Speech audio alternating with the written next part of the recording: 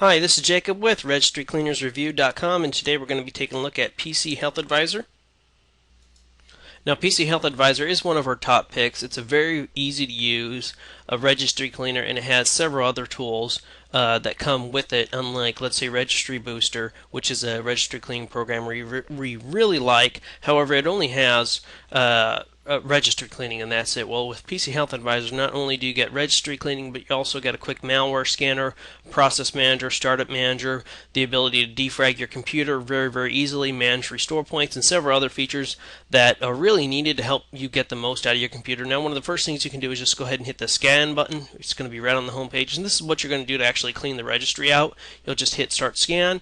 So what it's going to do is it's going to go ahead and scan the registry. It's going to scan for drivers. It's going to scan any running processes to see if you have any malware. And the total scan process is going to ultimately depend on when's the last time you actually ran a registry cleaner and when's the last time you actually updated your drivers and how many drivers you have on your system and all that. Now, once the scan is done, you're going to see it's going to show you all that it detected as far as the registry goes, and your privacy files, any junk temp files basically is what these are, and then active running processes. And right here, the only time you will run into a big issue on the active running processes is if there's an actual known malware client installed in your system. Most people don't have that. It's really nice that they throw this in. I would not, however, rely on PC Health Advisor as your antivirus client, because it's not meant to be an upfront protection for antivirus. It's primarily for optimizing your PC, and it's nice that they included the malware scanner, but you're probably not going to use it. And then, of course, all the latest system drivers. And system drivers is important because if you have, let's say, a driver that's out of date, it may have known issues, and that might be causing your computer reboot or other things along those lines, computers that are out due to faulty hardware and not having the correct driver or an updated driver installed. Now, really, all you have to do is hit the Fix All button. What I generally will do, there's the malware processes right there, is just hit Clean Registry. And once that's done, it'll actually clean your registry, and then go ahead and clean your privacy files if you want. And let's go ahead and take a look at just some of the entries that it's found. If you want to, you can just hit edit. And what that's going to do is it's actually going to drill down and actually show you the types of issues that you had in the registry. And most people, it's a little complicated, to be honest with you. Nobody's going to really know, hey, is this a shared DLL? You know, what exactly is the shared DLL going in there? And last thing you want is to have to go through everything manually and check it. And the thing that's really nice with PC Health Advisor is it's automatically going to make a backup of the registry. So if anything does go wrong, and it's unlikely that something does, but it always could happen, it's going to automatically make a backup for you, so you can always revert back. Let's go ahead and go over some of the other functionality tools of this. And like I said, you can just hit the Clean Privacy, which will clean out everything for you. Let's try that again. Clean privacy files. And what it's going to do is actually going to go out and clean it. I had to re-update my PC Health Advisor. I've actually had it installed in this PC for over a year, so I just had to renew the license real quick for it to actually show you all the features. Now we're going to go ahead and take a closer look at the driver manager, and then we're going to go into the startup manager. Now the driver manager is, we already ran a scan that actually showed us that we had 5 outdated drivers. I'm just going to go ahead and run the driver manager separately here, just so you can see exactly, drill down all the data. So for instance, we have here, it says that my sound, video, and game controllers, the Asus Sonar DG audio device. I can go ahead and download that driver now. Download looks like I have a network driver that's out of date. And if you don't have, let's say you actually have a device installed that's missing a driver, it'll actually come up here too as well. And you'll be able to simply just download the driver. And yes, I want to download the driver. It's going to download it. And then you'll have the choice of installing it or opening the folder, installing it now, or installing it later at a later date. I'm not going to go ahead and install it now just because we're doing the review process here. So next is I'm going to go back over to the Optimize section, and under the Startup Manager, this is really where you'll need to spend some time and where you can actually gain the best performance on your computer. Anytime you install a new program on your computer, it basically wants to auto-store. That's just the way everybody wants to make their software. They want to make it so everybody has to, so it's always popping up, always in your face. and the Startup Manager, you can really cut down on all those programs that are auto starting that you don't usually use. And you're going to see right here I have 8 of 30 items selected. So I'm actually only running 8 of the possible items that can be run right now. So you'll see I do have Adobe Reader that started. Technically I don't actually need that program for so Adobe Reader again. Don't really need that. Yes, I want my audio device to start up. That way I can actually manage my audio features. I use that a lot. Now, it's when I uncheck this, it's not deleting Adobe Reader on my system. It's still there. So anytime I go to open up a PDF file, it'll still be there. It's just basically not auto starting on me, which is something I really like. Not to have these programs auto start. You see, I'm an Intuit user.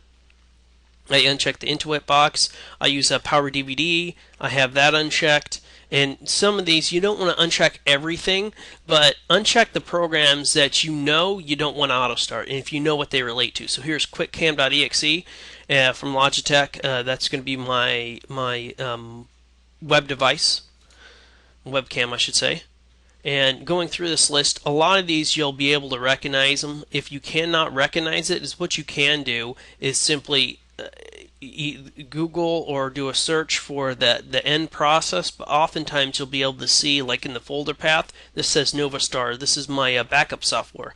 So yes, I want my backup software running, and these are just a list of programs that I do want running, along with a list of other ones I don't, like the Google Update, the Power to Go Express Update, Skype. No, I don't want that to auto start when my computer boots up. When I want to use the program, I'll turn it on. You know, otherwise, no, I don't want auto starting. By you eliminating some of these things, by you eliminating, let's say, Skype, and let's say you had Kodak Easy Share on the system, when you cut down those, that's where you get the biggest boost. So right in this section is where I advise you to spend the most time and actually look through it, because this is where you're going to pick up a lot of speed. Now the Process Manager, really you're not going to get a whole lot out of this, and just like the scan showed in the beginning, the biggest thing you're looking for right here is going to be either unwanted or malware. And some things that may say unwanted, they're just highlighting that's not saying you need to remove it, but just, hey, take a closer look at this and ensure that you want it. So I'm going to go through this list, and you're going to see most of it's green checked. I do have some that's yellow right there, and it's just saying, hey, it's other, it's not quite sure whether you want that feature or not running on you. And to manage these, you can manage them under the startup menu. If you do see malware, though, you are going to want to run a virus scan, and you can just hover over the malware process and just go ahead and hit end task. So if I wanted to end something, boom, just end process. Yes, end that process. And what it does is it actually stops that process from currently running on your system. Let me go back. I went to the Startup Manager, the Optimized Windows. Not a whole lot there, honestly, and it's just pretty much a lot of the defaults that are on there. Clear page file on reboot, enable desktop search, enable prefetch, send errors to Microsoft. Just some pretty much default settings that are already there. Another nice tool that they have on this is going to be the File Extension Manager, and I've used this several times, and just for an instance, I typed in .ifo. In case you have a program that you don't know how to open, you have a particular file on there. It could be something as dumb as, let's say, .pdf. What opens up a .pdf file? I don't know. Well, you can just run a quick scan. Is what it's going to do is it's actually going to tell you, hey, this program, Adobe Reader, opens .pdf files, and you can actually download it, and it tells you if there's a cost associated with that. And Adobe is free. Adobe Reader is free.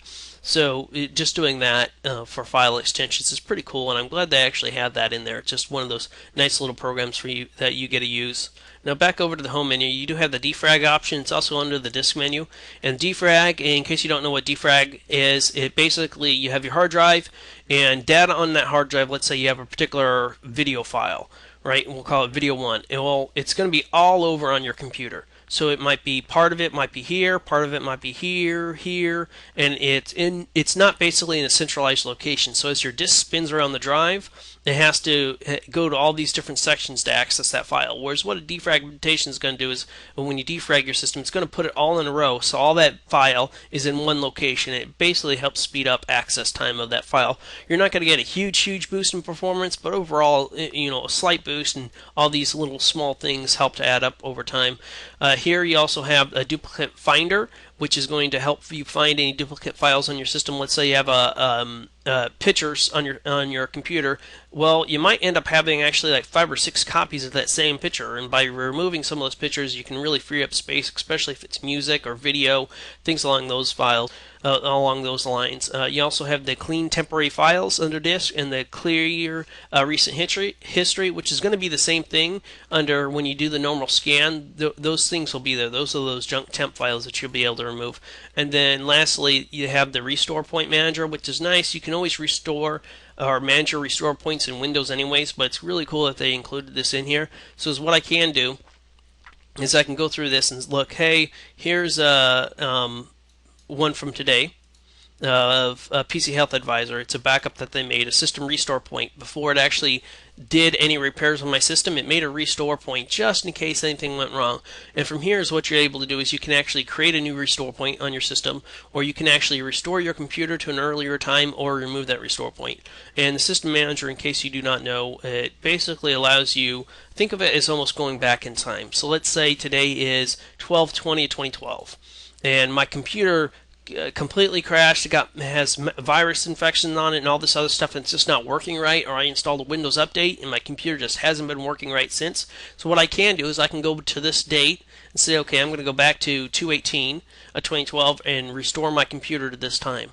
And so what I'll do is I'll undo that Windows update or part of that virus infection on your system. It can really help speed your system up or help repair your system overall.